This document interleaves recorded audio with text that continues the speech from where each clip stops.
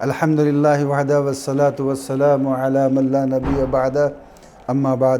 انسان جس سماج و معاشرہ میں رہتا ہے اس کے گھر کے ارد گرد قرب و جوار میں آباد انسان اس کے پڑوسی ہوتے ہیں جو اس کے حسن اخلاق کے زیادہ مستحق ہوتے ہیں۔ اسی لیے شریعت مطہرہ نے اس کی بڑی اہمیت بیان کی ہے۔ سیدہ عائشہ رضی اللہ تعالی عنہا بیان کرتی ہیں کہ رسول اللہ صلی اللہ علیہ وسلم نے فرمایا، ما زال جبریل یؤسینی بالجار حتی ظننت انہ سیورثہ۔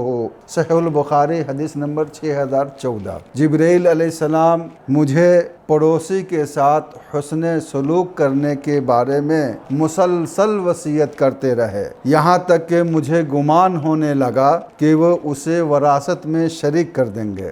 امام بخاری رحمۃ اللہ علیہ کی ایک کتاب الادب المفرد میں ایک حدیث ہے، حضرت عبداللہ بن عباس رضی اللہ تعالی عنہ بیان کرتے ہیں کہ نبی کریم صلی اللہ علیہ وسلم نے فرمایا، وہ شخص مومن نہیں ہے جو خود تو پیٹ بھر کر کے کھائے لیکن اس کے پہلو میں اس کا پڑوسی بھوکا ہو۔ حضرت ابو ہریرہ رضی اللہ تعالی عنہ سے روایت ہے کہ نبی کریم صلی اللہ علیہ وسلم نے فرمایا، اے مسلمان عورتوں، کوئی بھی عورت اپنی پڑوسن کو تحفہ دینے کے لیے کسی بھی چیز کو حقیر نہ سمجھے۔ مسند احمد کی ایک حدیث ہے، حضرت ابو ہریرہ رضی اللہ تعالی عنہ بیان کرتے ہیں کہ ایک آدمی نے عرض کیا، اے اللہ کے رسول، فلاں عورت کے بارے میں مشہور ہے کہ وہ نمازیں بہت زیادہ پڑھتی ہے اور روزے بھی بہت رکھتی ہے، لیکن اس کی زبان اتنی گندی ہے کہ اس کے پڑوسی بھی اس سے محفوظ نہیں ہیں۔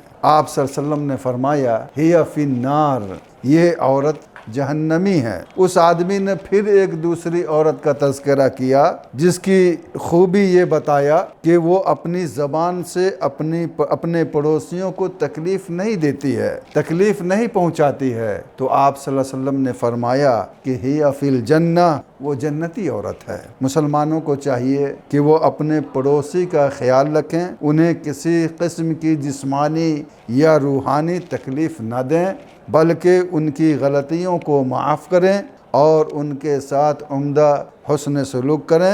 ان اللہ لا یضیع اجر المحسنین۔ والسلام علیکم ورحمۃ اللہ وبرکاتہ۔